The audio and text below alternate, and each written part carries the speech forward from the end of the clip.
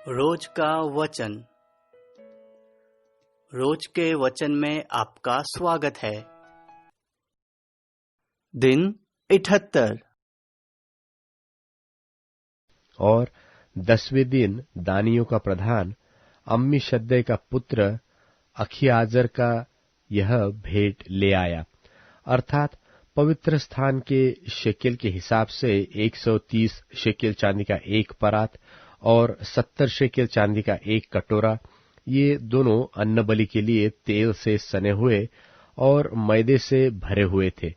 फिर धूप से भरा हुआ 10 शेकेल सोने का एक धूपदान, होम बलि के लिए एक बछड़ा और एक मेंढा और 1 वर्ष का एक भेड़ी का बच्चा, पाप बलि के लिए एक बकरा और मेल बलि के लिए 2 बैल और 5 मेंढे और 5 बकरे और 1-1 वर्ष के 5 भेड़ी के बच्चे। अम्मीशद्दै के पुत्र अखीआजर की यही भेंट थी। और 11वें दिन आशेरियों का प्रधान ओक्रान का पुत्र पजीएल यह भेंट ले आया, अर्थात पवित्र स्थान के शेकेल के हिसाब से 130 शेकेल चांदी का एक परात और 70 शेकेल चांदी का एक कटोरा, ये दोनों अन्न बलि के लिए तेल से सने हुए और मैदे से भरे हुए थे। फिर धूप से भरा हुआ 10 शेकेल सोने का एक धूपदान, होम बलि के लिए एक बछड़ा और एक मेंढा और 1 वर्ष का एक भेड़ी का बच्चा, पाप बलि के लिए एक बकरा और मेल बलि के लिए 2 बैल और 5 मेंढे और 5 बकरे और 1-1 वर्ष के 5 भेड़ी के बच्चे। ओक्रान के पुत्र पजीएल की यही भेंट थी। और 12वें दिन नप्तालियों का प्रधान एनान का पुत्र अहीरा यह भेंट ले आया, अर्थात पवित्र स्थान के शेकेल के हिसाब से 130 शेकेल चांदी का एक परात और 70 शेकेल चांदी का एक कटोरा, ये दोनों अन्न बलि के लिए तेल से सने हुए और मैदे से भरे हुए थे। फिर धूप से भरा हुआ 10 शेकेल सोने का एक धूपदान, होम बलि के लिए एक बछड़ा और एक मेंढा और 1 वर्ष का एक भेड़ी का बच्चा, पाप बलि के लिए एक बकरा और मेल बलि के लिए 2 बैल और 5 मेंढे और 5 बकरे और 1-1 वर्ष के 5 भेड़ी के बच्चे। एनान के पुत्र अहीरा की यही भेंट थी। वेदी के अभिषेक के समय इस्राएल के प्रधानों की ओर से उसके संस्कार की भेंट यही हुई, अर्थात चांदी के 12 परात, चांदी के 12 कटोरे और सोने के 12 धूपदान। 1-1 चांदी का परात 130 शेकेल का और 1-1 चांदी का कटोरा 70 शेकेल का था। और पवित्र स्थान के शेकेल के हिसाब से ये सब चांदी के पात्र 2400 शेकेल के थे। फिर धूप से भरे हुए सोने के 12 धूपदान, जो पवित्र स्थान के शेकेल के हिसाब से 10-10 शेकेल के थे, वे सब धूपदान 120 शेकेल सोने के थे। फिर होम बलि के लिए सब मिलाकर 12 बछड़े, 12 मेंढे और 1-1 वर्ष के 12 भेड़ी के बच्चे अपने अपने अन्न बलि सहित थे। फिर पाप बलि के सब बकरे 12 थे और मेल बलि के लिए सब मिलाकर 24 बैल और 60 मेंढे और 60 बकरे और 1-1 वर्ष के 60 भेड़ी के बच्चे थे। वेदी के अभिषेक होने के बाद उसके संस्कार की भेंट यही हुई। और जब मूसा यहोवा से बातें करने को मिलाप वाले तंबू में गया, तब उसने प्रायश्चित के ढकने पर से, जो साक्षी पत्र के संदूक के ऊपर था, दोनों करूबों के मध्य में से उसकी आवाज सुनी, जो उससे बातें करता था। और उसने, यानी कि यहोवा ने उससे बातें की।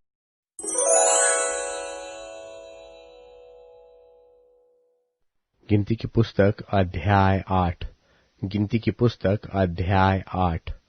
दिवट के बारने की रीति। फिर यहोवा ने मूसा से कहा, हारून को समझाकर यह कह कि जब जब तू दीपकों को बारे, तब तब 7 दीपक का प्रकाश दिवट के सामने हो। निदान हारून ने वैसा ही किया, अर्थात जो आज्ञा यहोवा ने मूसा को दी थी, उसी के अनुसार उसने दीपकों को बारा कि वे दिवट के सामने उजियाला दे। और दिवट की बनावट यह थी, अर्थात यह पाए से लेकर फूलों तक गढ़े हुए सोने का बनाया गया था। जो नमूना यहोवा ने मूसा को दिखलाया था, उसी के अनुसार उसने दिवट को बनाया। लेवियों के नियुक्त होने का वर्णन। फिर यहोवा ने मूसा से कहा, इस्राएलियों के मध्य में से लेवियों को अलग लेकर शुद्ध कर। उन्हें शुद्ध करने के लिए तू ऐसा कर कि पावन करने वाला जल उन पर छिड़क दे। फिर वे सर्वांग मुंडन कराए और वस्त्र धोए और वे अपने को स्वच्छ करे। तब वे तेल से सने हुए मैदे के अन्नबलि समेत एक बछड़ा ले ले, और तू पाप बलि के लिए एक दूसरा बछड़ा लेना, और तू लेवियों को मिलाप वाले तंबू के सामने समीप पहुंचाना और इस्राएलियों की सारी मंडली को इकट्ठा करना। तब तू लेवियों को यहोवा के आगे समीप ले आना और इस्राएली अपने अपने हाथ उन पर रखे। तब हारून लेवियों को यहोवा के सामने इस्राएलियों की ओर से हिलाई हुई भेंट करके अर्पण करे कि वे यहोवा की सेवा करने वाले ठहरे। और लेवीय अपने अपने हाथ उन बछड़ों के सिरों पर रखे। तब तू लेवियों के लिए प्रायश्चित करने को एक बछड़ा पाप बलि और दूसरा होम बलि करके यहोवा के लिए चढ़ाना, और लेवियों को हारून और उसके पुत्रों के सन्मुख खड़ा करना और उनको हिलाने की भेंट के लिए यहोवा को अर्पण करना और उन्हें इस्राएलियों में से अलग करना, सो वे मेरे ही ठहरेंगे। और जब तू लेवियों को शुद्ध करके हिलाई हुई भेंट के लिए अर्पण कर चुके, उसके बाद वे मिलाप वाले तंबू संबंधी सेवा टहल करने के लिए अंदर आया करे, क्योंकि वे इस्राएलियों में से मुझे पूरी रीति से अर्पण किए हुए हैं।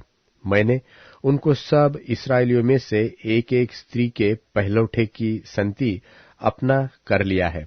इस्राएलियों के पहलौठे चाहे पुरुष के हो चाहे पशु के, सब मेरे हैं, क्योंकि मैंने उन्हें उस समय अपने लिए पवित्र ठहराया जब मैंने मिस्र देश के सब पहलौठों को मार डाला। और मैंने इस्राएलियों के सब पहलौठों के बदले लेवियों को ले लिया है। उन्हें लेकर मैंने हारून और उसके पुत्रों को इस्राएलियों में से दान करके दे दिया है कि वे मिलाप वाले तंबू में इस्राएलियों के निमित्त सेवकाई और प्रायश्चित किया करे।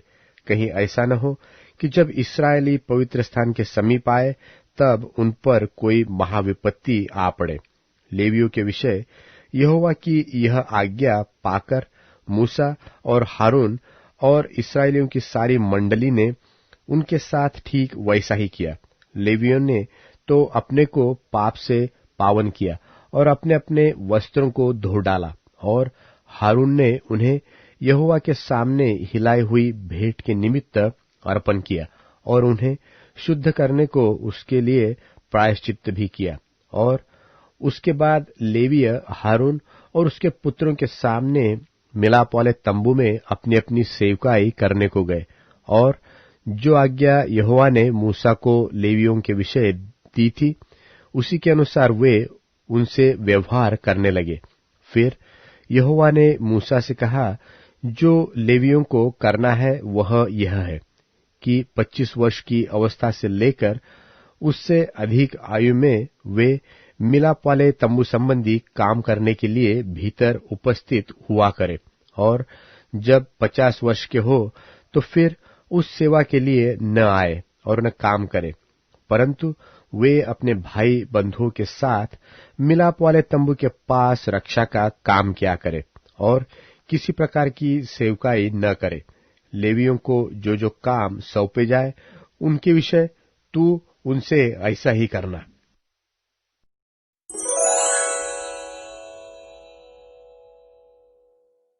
गिनती की पुस्तक अध्याय 9। गिनती की पुस्तक अध्याय 9। दूसरी बार फसह का माना जाना और सदा के लिए फसह की विधि। इसराइलियों के मिस्र देश से निकलने के दूसरे वर्ष के पहले महीने में यहोवा ने सीनै के जंगल में मूसा से कहा, इसराइली फसह नाम पर्व को उसके नियत समय पर माना करे, अर्थात इसी महीने के 14वें दिन को गोधूली के समय तुम लोग उसे सब विधियों और नियमों के अनुसार मानना। तब मूसा ने इसराइलियों से फसह मनाने के लिए कह दिया और उन्होंने पहले महीने के 14वें दिन को गोधूली के समय सीनै के जंगल में फसह को माना और जो आज्ञा यहोवा ने मूसा को दी थी उन्हीं के अनुसार इसराइलियों ने किया। परंतु जितने लोग किसी मनुष्य की लोथ के द्वारा अशुद्ध होने के कारण उस दिन फसह को न मान सके, वे उसी दिन मूसा और हारून के समीप जाकर मूसा से कहने लगे, हम लोग एक मनुष्य की लोथ के कारण अशुद्ध है, परंतु हम क्यों रुके रहे और इसराइलियों के संग यहोवा का चढ़ावा नियत समय पर क्यों न चढ़ाए। मूसा ने उनसे कहा, ठहरे रहो, मैं सुन लूं कि यहोवा तुम्हारे विषय में क्या आज्ञा देता है। यहोवा ने मूसा से कहा, इसराइलियों से कह कि चाहे तुम्हारे वंश में से कोई भी किसी लोथ के कारण अशुद्ध हो व दूर की यात्रा पर हो, तो भी वह यहोवा के लिए फसह को माने। वे उसे दूसरे महीने के 14वें दिन की गोधूली के समय माने और फसह के बलि पशु के मांस को अखमीरी रोटी और कड़ुए सागपात के साथ खाए और उसमें से कुछ भी बिहान तक न रख छोड़े और न उसकी कोई हड्डी तोड़े। वे उस पर्व को फसह की सारी विधियों के अनुसार माने, परंतु जो मनुष्य शुद्ध हो और यात्रा पर न हो परंतु फसह के पर्व को न माने, वह प्राणी अपने लोगों में से नाश किया जाए।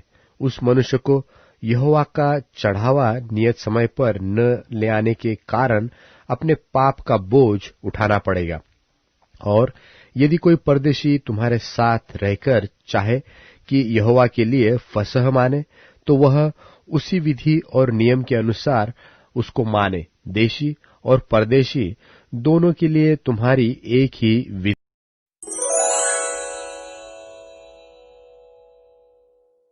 यीशु के माता पिता हर साल फसह के त्यौहार के समय यरूशलेम जाते थे।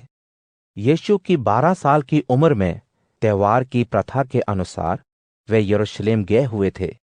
वहां त्यौहार खत्म होने पर जब वे वापस लौट रहे थे, तब बालक यीशु वहीं रह गया था।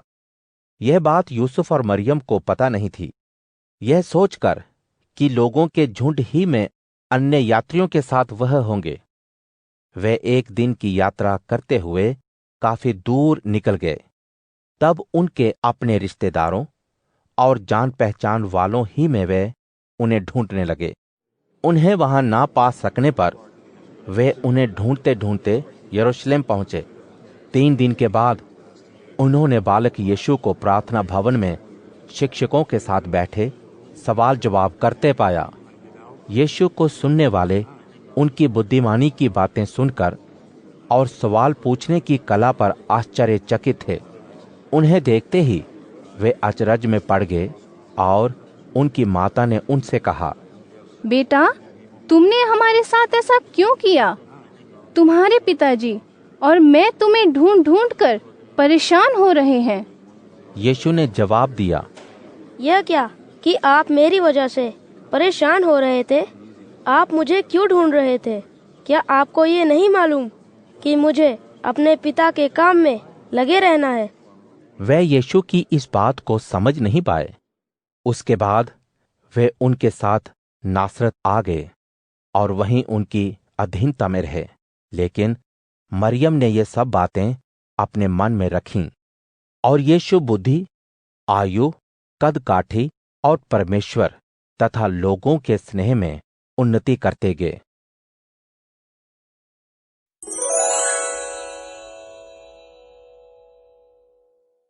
हिंसक गवाह खड़े होते हैं। जो बातें मैं नहीं जानता वही वे मुझसे पूछते हैं। वे मुझे भलाई का प्रतिफल बुराई से देते हैं। मेरा प्राण निराशा में डूब गया। परंतु जब वे रोगी थे तब मैंने पश्चाताप के लिए टाट ओढ़ा था, स्वयं को भूख प्यास से पीड़ित किया था। मैंने नतमस्तक हो प्रार्थना की थी। मेरी यह भावना थी मानो वह मेरा आत्मीय हो, मेरा भाई हो। मैंने सिर झुकाकर मात्र शोक जैसा विलाप किया था, किंतु जब मैं लड़खड़ाकर गिर पड़ा तब वे हर्षित होकर एकत्र हो गए। वे मेरे विरुद्ध एक हो गए। नीच व्यक्ति जिन्हें मैं जानता ही नहीं निरंतर मुझे फाड़ते ही रहे। उन्होंने दुष्टतापूर्वक मेरा बड़ा उपहास किया। वे मुझ पर दांत पीसते रहे। प्रभु, तू कब तक यह देखता रहेगा? मुझे उनके उपद्रव से, मेरे प्राण को युवा सिंहों से मुक्त कर। तब मैं आराधकों की महासभा में तेरी स्तुति करूंगा, अपार जन समूह में तेरा गुणगान गाऊंगा।